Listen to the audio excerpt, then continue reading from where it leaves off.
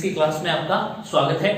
आज हम wave optics के पार्ट को आगे बढ़ाते हुए नेक्स्ट लेक्चर स्टार्ट करेंगे और नेक्स्ट लेक्चर में हम पढ़ेंगे हाइगेन्स का तरंग सिद्धांत के बारे में जानेंगे और हाइगेन्स के तरंग सिद्धांत से द्वितीयक तरंगिकाओं के सिद्धांत की व्याख्या किस प्रकार से की जाती है इनके बारे में देखेंगे।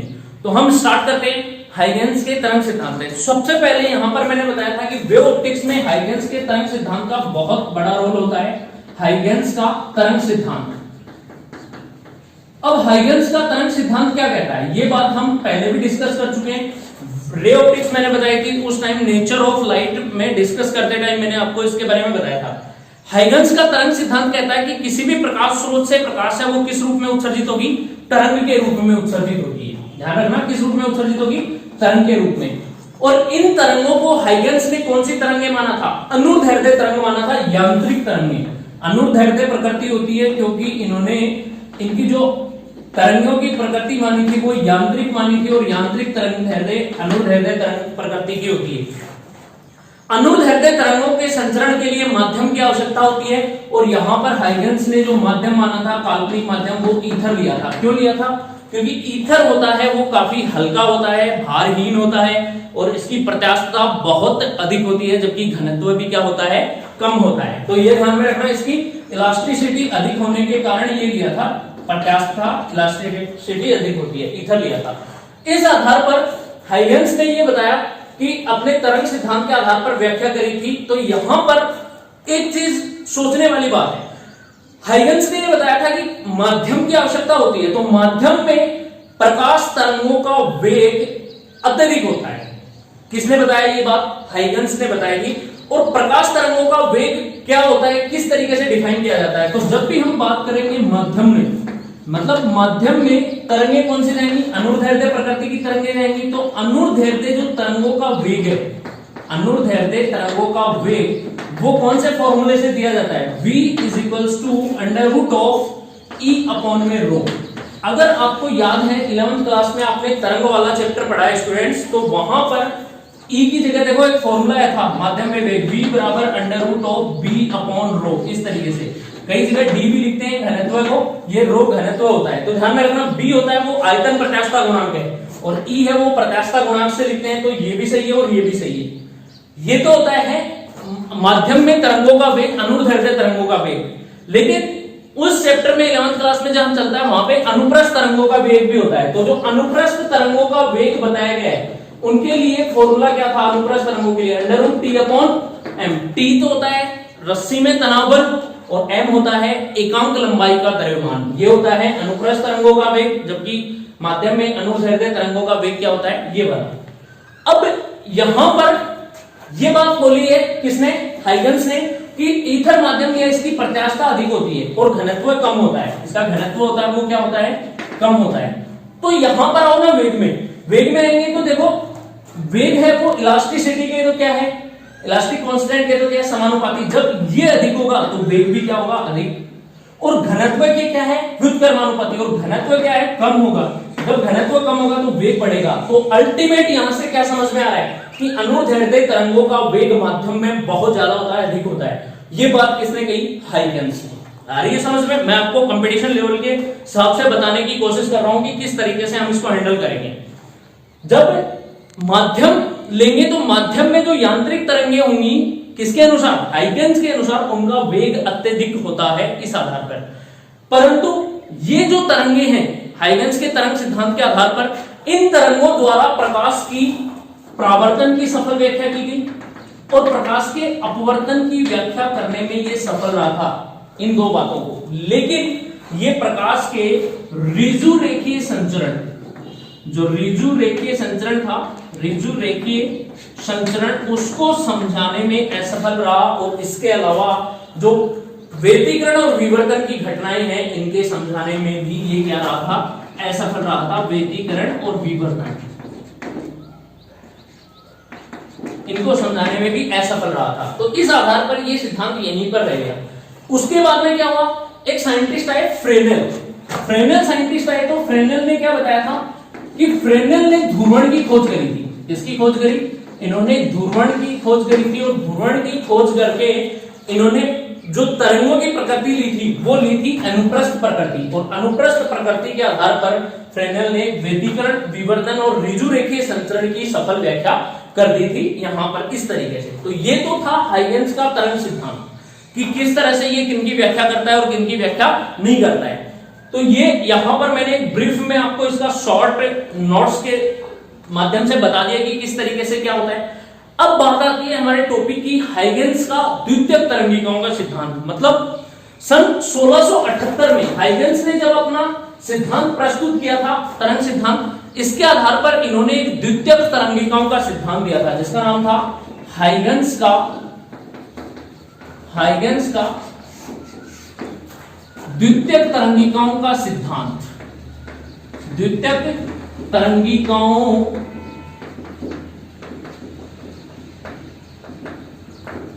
का सिद्धांत ये था।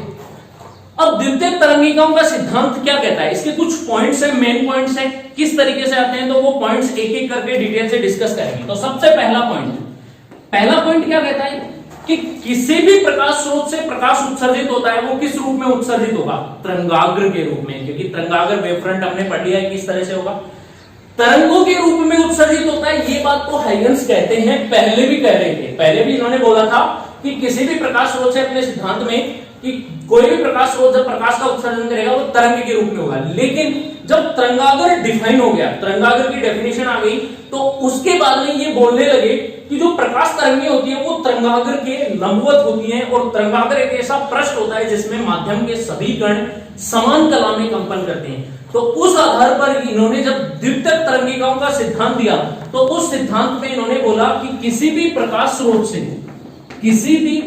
स्रोत से जब प्रकाश उत्सर्जित होगा तो वो किस रूप में होगा, तरंगाग्र के रूप में उत्सर्जित होता है। ध्यान में रखना, किसी भी प्रकाश स्रोत से प्रकाश होता है वो किस रूप में उत्सर्जित होता है, तरंगाग्र के रूप में। और जो ये तरंगाग्र बन के आएगा, ये उत्सर्जित होगा, वो तरंगाग्र कौन सा तरंगाग्र कहलाता है, प्राथमिक तरंगाग्र कहलाता है। कि किसी भी प्रकाश स्रोत से उत्सर्जित होने वाला प्रकाश तरंगाग्र के रूप में निकलेगा और वो तरंगाग्र कहलाएगा प्राथमिक तरंगाग्र। Clear, 2 point. तीसरा पॉइंट क्या कहते हैं इस सिद्धांत में कि प्राथमिक तरंगाग्र का प्रत्येक बिंदु एक नए प्रकाश स्रोत या नवीन प्रकाश स्रोत की भांति कार्य करता है। तो इस प्राथमिक तरंगाग्र का प्रत्येक बिंदु नए प्रकाश स्रोत, नवीन प्रकाश स्रोत की भांति कार्य करता है। ये एक नए प्रकाश स्रोत बन जाता है। मतलब कहने का मतलब क्या है कि एक प्रकाश स्रोत है, इस प्रकाश स्रोत से प्रकाश उत्सर्जित हुआ वो तरंगाग्र के रूप में, और जो तरंगाग्र बन रहा है चाहे वो बेलनाकार बने, चाहे वो गोलीय बने, चाहे वो समतल बने, वो तरंगाग्र मान लो एक यहाँ पे एक पृष्ठ बन गया, ये पृष्ठ है वो प्राथमिक तरंगाग्र कहलाएगा, और उस प्राथमिक तरंगाग्र का प्रत्येक स्रोत नए प्रकाश स्रोत की भांति कार्य करेगा। मतलब कहने का मतलब है कि इस प्रकाश स्रोत जो ये तरंगाग्र बना है उससे भी आगे प्रकाश जाएगा, तो इसका जो प्रकाश वो नए प्रकाश स्रोत की भांति कार्य करेगा, और नए प्रकाश स्रोत से जो निकलने वाला प्रकाश होगा वो सभी संभव दिशाओं में आगे की ओर बढ़ेगा। इस प्रकाश का जो विक्षोभ होता है, प्रकाश का विक्षोभ वो सभी संभव दिशाओं में होता है, सभी संभव दिशाओं में। ये बात कौन कहता है, हाइगेंस का द्वितीयक तरंगिकाओं का सिद्धांत कहता है कि नए प्रकाश स्रोत से प्रकाश का विक्षोभ सभी संभव दिशाओं में फैलता है। अब ये जो विक्षोभ फैल रहा है, तो जो नया तरंगाग्र बना है उस प्रकाश स्रोत से जो प्रकाश निकल रहे हैं वो प्रकाश तरंगिकाओं के रूप में उत्सर्जित होता है। इससे जो प्रकाश है वो किस रूप में उत्सर्जित होगा, प्रकाश तरंगिकाओं के रूप में उत्सर्जित होगा, तरंगिकाओं के रूप में। और जो ये तरंगिकाएं कहलाती हैं उन तरंगिकाओं को कौन सा नाम दिया गया, द्वितीयक तरंगिका। इन तरंगिकाओं को बोला गया कि द्वितीयक तरंगिकाओं की भांति कार्य करता है। ये वाला ये पॉइंट्स यहाँ पे हाइगेंस के तरंग सिद्धांत में दिए। तो तरंग सिद्धांत में कौन कौन सा पॉइंट दिया, पहला पॉइंट देखना, डिस्कस करो कि किसी भी प्रकाश स्रोत से प्रकाश वो तरंगाग्र के रूप में उत्सर्जित होता है। दूसरा, प्रत्येक जो तरंगाग्र है वो कौन सा तरंगाग्र कहलाता है, प्राथमिक तरंगाग्र कहलाता है। तीसरा, प्राथमिक तरंगाग्र का प्रत्येक कण एक नए प्रकाश स्रोत की भांति कार्य करता है। मान लो यहां से प्रकाश स्रोत है, ये तरंगाग्र बना और फिर ये नया प्रकाश स्रोत बन के आगे फैलाएगा। ठीक है। फिर चौथा पॉइंट इस नए तरंगाग्र से प्रकाश सभी संभव दिशाओं में फैलता है, इसका विक्षोभ होता है। और प्रकाश है वो किस रूप में निकलता है? तरंगिकाओं के रूप में निकलता है। और ये तरंगिकाएं कौन सी तरंगिकाएं कहलाती हैं? द्वितीयक तरंगिकाएं कहलाती हैं। क्लियर? अगला पॉइंट, इन जो द्वितीयक तरंगिकाओं की अग्र दिशा में खींचा गया पृष्ठ, ये जो द्वितीयक तरंगिकाएं निकलेगी उनकी आगे की दिशा में एक पृष्ठ खींचते हैं, वो पृष्ठ बनेगा, वो कौन सा तरंगाग्र कहलाता है? द्वितीयक तरंगाग्र कहलाता है। इस तरीके से ये डिजाइन किया गया। आपको मैं एक डायग्राम के थ्रू बताता हूं किस तरह से क्या है ये मतलब पूरा सिद्धांत के पॉइंट्स है वो क्या है। मान लो ये एक प्रकाश स्रोत है एस, ठीक है। इस प्रकाश स्रोत से प्रकाश है वो किस रूप में निकला? तरंगाग्र के रूप में। बिंदु बताएं, मान लो ये यहां पर एक तरंगाग्र बना, ये वाला कौन सा तरंगाग्र कहलाएगा? प्राथमिक तरंगाग्र, ठीक है। अब ये प्राथमिक तरंगाग्र है, इस तरंगाग्र का प्रत्येक कण है वो किसकी भांति कार्य करेगा? एक नए प्रकाश स्रोत, मतलब यहां से प्रकाश निकला यहां पर, अब इसको भूल जाओ, ये वाला नया प्रकाश स्रोत बन गया जिसको बोलेंगे नवीन प्रकाश स्रोत। इस प्रकाश स्रोत से विक्षोभ सभी संभव दिशाओं में संभव, इससे आगे बढ़ेगा प्रकाश, इससे प्रकाश आगे बढ़ेगा तो ये इस तरीके से जा रहा है, यहां से प्रकाश आगे की तरफ इस द्वितीयक तरंगिकाओं, ये जो प्रकाश किरणें निकल रही हैं इन प्रकाश तरंगिकाओं के रूप में निकलेगा। इन्हें कौन सी तरंगिकाएं कहते हैं? द्वितीयक तरंगिकाएं। अब ये द्वितीयक तरंगिकाएं आगे बढ़ रही हैं इस तरीके से। जब ये द्वितीयक तरंगिकाएं आगे बढ़ती हैं, चाहे वो कैसे भी बढ़े, गोलाकार रूप में बढ़े, इस तरीके से बढ़े, कैसे भी बढ़े, इन द्वितीयक तरंगिकाओं की अग्र दिशा पे एक स्पर्शीय पृष्ठ खींचा गया, ये वाला, ये स्पर्श रेखीय पृष्ठ खींचा गया। अब दिखने में तो ये एक लाइन सी दिख रही है हमें ऐसे, अगर आप इधर से देखोगे लाइन, लेकिन इस पृष्ठ को जब आप ऐसे करोगे ना तो आपको पूरा पृष्ठ दिखेगा ही। तो ये वाला जो पृष्ठ है द्वितीयक तरंगिकाओं की अग्र दिशा में खींचा गया पृष्ठ, वो पृष्ठ कौन सा तरंगाग्र कहलाता है? द्वितीयक तरंगाग्र कहलाता है। ये इस तरीके से हाइगन्स ने द्वितीयक तरंगिकाओं के सिद्धांत का प्रतिपादन किया और इस बारे में बताया था कि तरंग सिद्धांत के आधार पर इन्होंने अपने द्वितीयक तरंगिकाओं का सिद्धांत दिया था।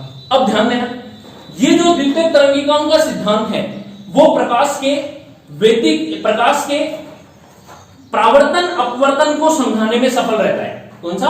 हाइगन्स की द्वितीयक तरंगिकाओं का तरंग सिद्धांत परावर्तन की व्याख्या कर सकता है और अपवर्तन की व्याख्या करने में सफल रहता है, लेकिन ये व्यतिकरण, विवर्तन और ऋजु रेखीय संचरण को समझाने में असफल रहता है। इस आधार पर हम परावर्तन और अपवर्तन की व्याख्या को देख सकते हैं।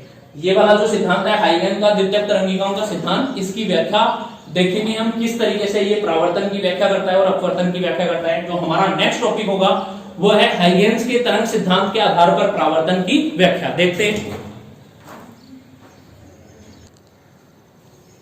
देखना हमारा नेक्स्ट टॉपिक है हाइगन्स के तरंग सिद्धांत के आधार पर परावर्तन की व्याख्या। जैसा कि मैंने आपको अभी बताया कि हाइगन्स का जो द्वितीयक तरंगिकाओं का सिद्धांत है तरंगाग्र वाला, वो परावर्तन और अपवर्तन को समझाने में सफल रहा था, लेकिन प्रकाश के ऋजु रेखीय संचरण और प्रकाश के ध्रुवण, व्यतिकरण और विवर्तन को समझाने में असफल रहा था, वो फ्रेनेल ने बताई थी। यहां पर हम बात कर रहे हैं हाइगन्स के तरंग सिद्धांत के आधार पर परावर्तन की व्याख्या। तो देखना, तरंग सिद्धांत मतलब तरंगाग्र की बात होगी। इस चैप्टर में हम तरंग के बारे में पढ़ेंगे, तरंग प्रकाशिकी, वेव ऑप्टिक्स। तो यहां पर हम बात करेंगे सिर्फ तरंगाग्र की। तो एक परावर्तक पृष्ठ लेते हैं, मान लो ये हमारे पास एक परावर्तक पृष्ठ है अक्ष वाई, ठीक है, और परावर्तन के नियम को सिद्ध करेंगे हम किसके आधार पर? तरंग सिद्धांत के आधार पर सिद्ध करेंगे। अगर ये सिद्ध होते हैं तो परावर्तन की व्याख्या करने में सफल रहेगा। तो ये अक्ष वाई है, वो हमारी क्या है? परावर्तक पृष्ठ है। इस अक्ष वाई परावर्तक पृष्ठ पर एक तरंगाग्र आपतित होगा। अब यहां पर मैं तरंग क्यों नहीं बोल रहा हूं? क्योंकि हम इस चैप्टर में तरंगाग्र की बात कर रहे हैं। जब भी किसी प्रकाश स्रोत से प्रकाश उत्सर्जित होगा वो तरंगाग्र के रूप में ही उत्सर्जित होगा, और तरंगाग्र होता है वो एक पृष्ठ होता है, ध्यान में रखना, ठीक है। तो इस पर एक तरंगाग्र आपतित करते हैं, तो आपतित होने वाला तरंगाग्र कौन सा तरंगाग्र बनेगा? आपतित तरंगाग्र। और परावर्तित होने वाला तरंगाग्र कौन सा बनेगा? परावर्तित तरंगाग्र। तो ध्यान रखना, परावर्तन में आपतित किरण है वो कौन सा कोण बनाती है? आपतन कोण। वैसे ही यहां पर जो आपतित तरंगाग्र होगा वो आपतन कोण बनाएगा, और जो परावर्तित तरंगाग्र होगा वो कौन सा कोण बनाएगा? परावर्तन कोण। वही सिद्ध करना है। तो एक तरंगाग्र लेते हैं AB, वो इस पर आपतित होता है, इधर से आपतित होता है। अब तरंगाग्र को हम किरण के रूप में तो नहीं ले सकते, पूरा का पूरा क्या होगा? वो पृष्ठ होगा। तो एक पृष्ठ को अब ऐसे तो आपतित कर नहीं सकते, इसको ऐसे रखता हूं, क्योंकि ऐसे आपतित कराएंगे तरंगागर को, क्योंकि पृष्ठ ऐसे नहीं ले सकते, क्योंकि फिर पृष्ठ इधर हो जाएगा। हमें तो वो तरंगागर का पृष्ठ है वो इस समतल पृष्ठ पर इस तरीके से आपतित कराना है। क्लियर है? तो इस तरीके से आपतित होगा तो हमें जब दिखाई देगा तो हमें सिर्फ एक लाइन दिखाई देती है इस पृष्ठ की, ये पूरा पृष्ठ दिखाई नहीं देगा, ये नीचे की ओर छुप जाएगा। तो एक यहां से एक मान लेते हैं कि आपतित तरंगागर है वो क्या है, ए बी, इस तरीके से आपतित होता है। ये वाला तरंगागर, ये वाला बिंदु मान लेते हैं ए और ये वाला बिंदु मान लेते हैं बी। एक तरंगागर है वो इस समतल पृष्ठ पर कितने कोण से आपतित होता है, आई कोण से आपतित होता है, आपतन कोण आई। अब इस तरंगागर का आपतन कोण कैसे बनाएं? तो आपतन कोण बनाने के लिए मैंने तरंगागर में आपको एक बात बताई थी कि तरंगागर के पृष्ठ के लंबवत खींची गई रेखाएं क्या होती है, प्रकाश किरणें। तो क्यों ना हम प्रकाश किरणें ले लें यहाँ पे। तो प्रकाश किरणें कौन सी होगी, ये तरंगागर है, इसके लंबवत खींची गई एक प्रकाश किरण कौन सी होगी, ये वाली, और इसके लंबवत खींची गई प्रकाश किरण कौन सी होगी, ये वाली। ये दो प्रकाश किरण है, मान लेते हैं एक प्रकाश किरण ये P है और ये Q है। PA प्रकाश किरण और दूसरी QB प्रकाश किरण, ये दोनों प्रकाश किरणें इस तरंगागर AB के क्या है, लंबवत। और ये तरंगागर है वो आपतन कोण कितने डिग्री का कोण बना रहा है, अभिलंब से बनाया गया कोण कौन सा कोण होगा इसका, अभिलंब से आपतित किरण का बनाया गया कोण, ये वाला आपतित तरंगागर का ये वाला कोण कौन सा कोण होता है, आपतन कोण आई होगा। क्लियर है?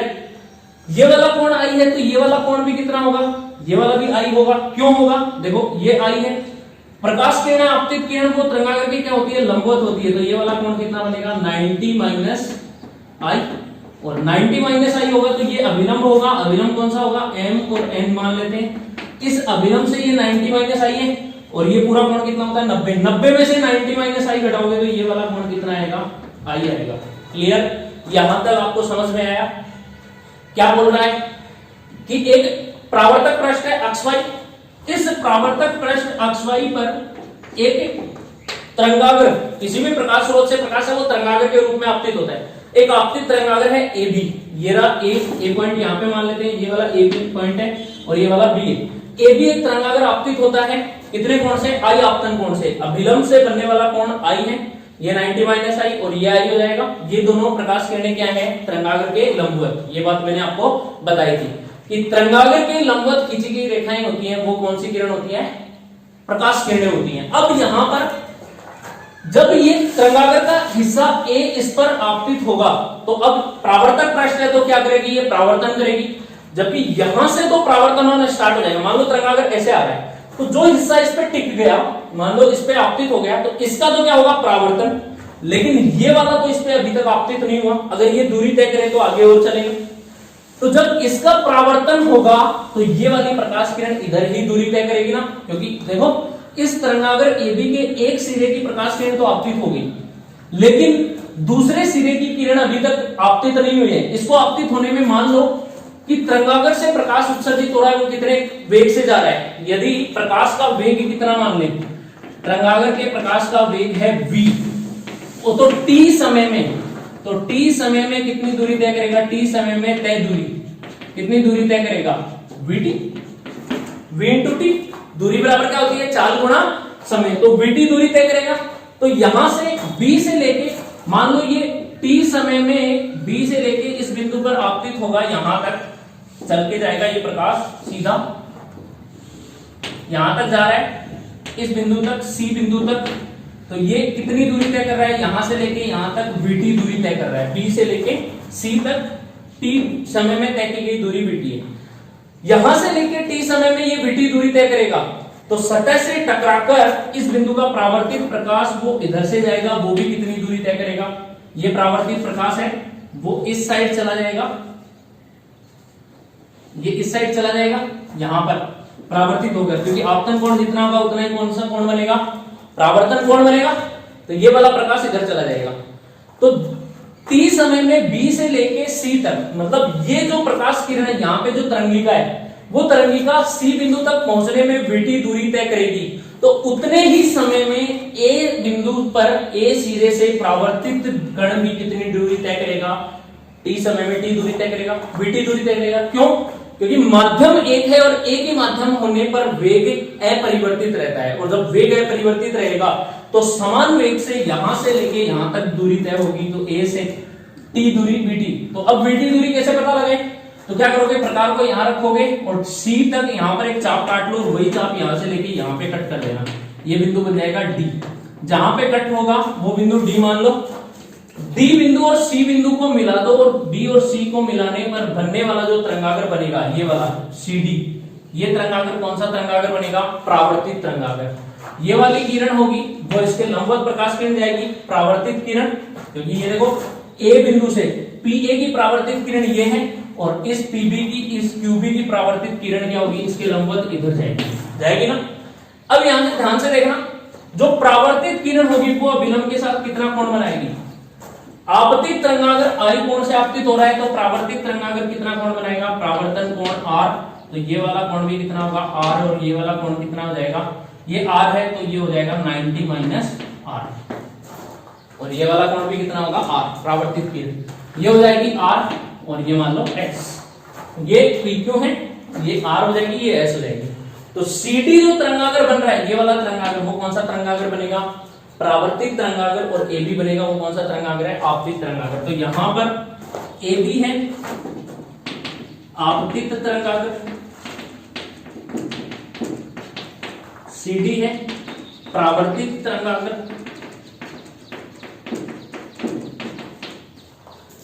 क्लियर है? अब ध्यान देना, यहां पर एक बात और बताने चाह रहा हूं मैं आपको, यहां पर देखो ये तरंगागर है और तरंगागर की ये प्रकाश किरण वो कितने डिग्री का कोण बनाती है, हमेशा लंबवत होती है, तो ये 90 का कोण होगा, तो ये वाला कोण भी कितने डिग्री का होगा, 90 डिग्री।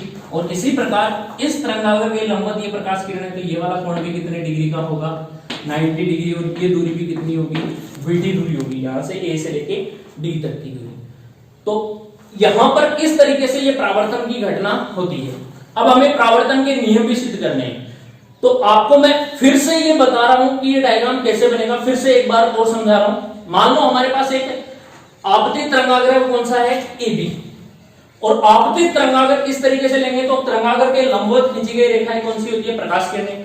तो इस ए बी तरंगागर के ए सिरे पर प्रकाश किरणें पीए और बी सिरे पर प्रकाश किरण कौन सी है, क्यूबी, दोनों क्या है, लंबवत। अब यहां पर तरंगागर का ए सिरा इस पृष्ठ पर यहां पर आपतित हो गया, जबकि बी सिरा आपतित नहीं हुआ है, तो अब ए सिरा से तो परावर्तन की संभावना है, क्योंकि परावर्तन की घटना होगी, क्योंकि परावर्तन की व्याख्या कर रहे हैं, जबकि बी सिरे से अभी परावर्तन नहीं होगा। क्यों नहीं होगा, क्योंकि ये आपतित ही नहीं हुआ अभी तक। तो क्यों न हम प्रकाश का वेग v मान ले और t समय में ये b से लेके कहां पर पहुंचता है, c पर, तो t समय में v वेग से b से c तक पहुंचने में तय की गई दूरी bc इज कितनी होगी, t समय में तय की गई दूरी bc इज होगी vt, समीकरण नंबर 1। क्लियर है?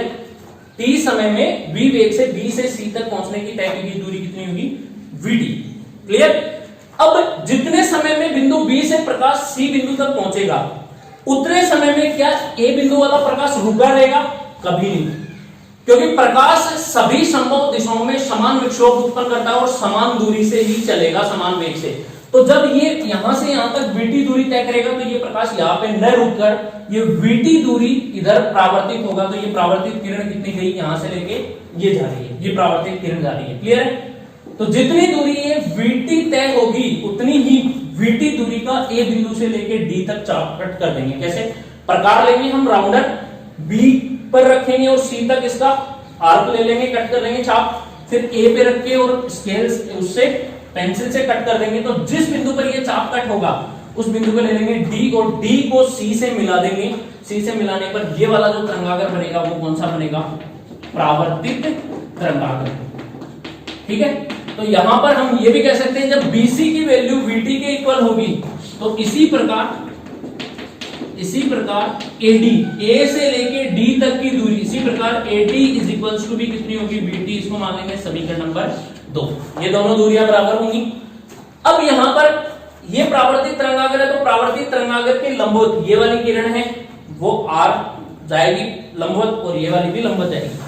ये वाला कोण 90 डिग्री बनेगा और ये वाला कोण भी कितना होगा, 90, क्योंकि आपतित किरण इस तरंगागर की क्या होती है, प्रकाश किरणें तरंगागर के लंबवत, तो ये भी 90 और ये भी क्या होगी, 90 बन गया। यहां से ये वाला जो घटना हो रही है वो कौन सी हो रही है, परावर्तन की घटना। अब इसको सिद्ध करेंगे, क्या ये परावर्तन की व्याख्या कर रहा है, तो परावर्तन की व्याख्या करने के लिए हमें परावर्तन के नियम को प्रूफ करना होगा। और परावर्तन का नियम आपको पता है क्या होता है, तो आपतन कोण का मान किसके बराबर होना चाहिए, परावर्तन कोण के। तो ध्यान देना, यहाँ पे जो आपतित किरण है वो आई से आपतित होगी और जो परावर्तित किरण जाएगी वो कौन सा कोण बनाएगी, आर। तो ये वाला कोण जब आर बनेगा तो ये वाला कोण कितना होगा, 90 माइनस आर, और ये 90 माइनस आर होगा, तो ये परावर्तित तरंगाग्र का बनने वाला कोण भी कितना होगा, आर। अब हमें ये प्रूव करना है कि अगर कोण I का मान कोण R के बराबर हो गया तो किसकी व्याख्या करने में सफल होता है, परावर्तन की। तो इसके लिए इस डायग्राम में हमें दो त्रिभुज दिख रहे हैं। दो त्रिभुज कौन से, त्रिभुज है ABC और दूसरा त्रिभुज है ADC। तो यहां पे देखते हैं त्रिभुज ABC व त्रिभुज ADC में, इन दोनों त्रिभुज में अगर हम समरूपता नियम लगाएं तो समरूपता नियम तो क्या करेगा, संगत भुजाओं का अनुपात बराबर। लेकिन हमें भुजा थोड़ी चाहिए, परावर्तन के नियम के लिए हमें तो कोण चाहिए, और कोण बराबर करने के लिए हमें समरूपता नियम नहीं, सर्वांग समता नियम लगाना पड़ेगा। क्योंकि सर्वांग सम त्रिभुजों के संगत कोण भी बराबर होते हैं और संगत भुजाएं भी बराबर होती है। तो क्यों ना हम सर्वांग समता नियम लगाएं, और सर्वांग समता नियम के लिए हमें कम से कम कितने गुण बराबर होने चाहिए, 3 गुण त्रिभुजों के बराबर होने चाहिए। तो इसके लिए देखो त्रिभुज ABC व ADC में A से C तक की दूरी दोनों ही त्रिभुजों में कॉमन है क्या, तो यहाँ पे पहला नियम क्या लगाएंगे, AC बराबर है AC और इसका वो दे देंगे रीजन उभयनिष्ठ भुजा। क्लियर है, पहला नियम कंप्लीट। फिर दूसरा देखो कोण ABC 90 डिग्री है और कोण ADC ये भी 90, तो दोनों कोण क्या है, समकोण। तो इसमें कोण ABC बराबर है कोण ADC और रीजन क्या देंगे, दोनों क्या है, समकोण। क्लियर है, दो हो गए। फिर तीसरे की बात करें तो देखना इस त्रिभुज की भुजा है BC, इसकी वैल्यू कितनी है VT, समीकरण 1 से, और इस त्रिभुज की भुजा है AD की वैल्यू भी कितनी है VT, ये भी VT, दोनों क्या बराबर होंगी, तो यहां पे दे देंगे BC बराबर होगी AT और दोनों की वैल्यू किसके इक्वल है, VT की। अब देख लो तीनों नियम बराबर आ रहे हैं, क्या 3 गुण बराबर आ रहे हैं, तो किन्हीं भी दो त्रिभुजों के 3 गुण बराबर हो तो वो दोनों त्रिभुज क्या होंगे, सर्वांग सम त्रिभुज होंगे। तो अतः कौन सा नियम लगेगा, भुजा कोण भुजा, भुजा कोण भुजा, SAS साइड एंगल साइड, इसको बोलते हैं भुजा कोण भुजा नियम। इस नियम से दोनों ही त्रिभुज क्या होंगे, सर्वांग सम त्रिभुज क्या होंगे, त्रिभुज सर्वांग सम होंगे, और सर्वांग सम होंगे और सर्वांग सम त्रिभुजों की संगत भुजा भी बराबर होती है, संगत कोण भी बराबर होते हैं। अतः हम ये कह सकते हैं कि कोण I, त्रिभुज ABC में कोण I और त्रिभुज ADC में कोण R, दोनों क्या होंगे, बराबर। अतः कोण I बराबर होगा कोण R, और यही किसका नियम है, परावर्तन का नियम। कहता है ना परावर्तन का नियम कि आपतन कोण का मान किसके बराबर होगा, परावर्तन कोण के बराबर होता है, यही परावर्तन का नियम है। तो एक नियम तो यहां पर सिद्ध हो गया, परावर्तन का नियम। दूसरा नियम भी सिद्ध करते हैं। तो दूसरा नियम क्या कहता है कि आपतित किरण, अभिलंब और परावर्तित किरण तीनों किसमें होनी चाहिए, एक ही तल में होनी चाहिए। तो यहां पर किरण नाम नहीं लेंगे, यहां पे नाम लेंगे तरंगाग्र। तो देखो आपतित तरंगाग्र, परावर्तित तरंगाग्र तथा अभिलंब तीनों क्या एक ही तल में है, माध्यम चेंज हुआ क्या, नहीं हुआ, एक ही तल और एक ही माध्यम में है, तो परावर्तन का दूसरा नियम भी लागू होता है। तो इस प्रकार से हाइगन्स के द्वितीयक तरंगिकाओं या तरंग सिद्धांत के आधार पर किसकी व्याख्या संभव है, परावर्तन की व्याख्या संभव है। आई होप आपको अच्छे से समझ में आ गया होगा, मैंने बहुत ज्यादा डिटेल से 2 बार आपको बताया है। ऐसे ही वीडियोस हम आगे भी लाएंगे आपके लिए, पूरा डिटेल से बताएंगे हर एक टॉपिक को। तब तक के लिए आप देखते रहिए, हमारे चैनल को सब्सक्राइब कीजिए और अपने दोस्तों के साथ शेयर कीजिए। Thank you, have a nice day.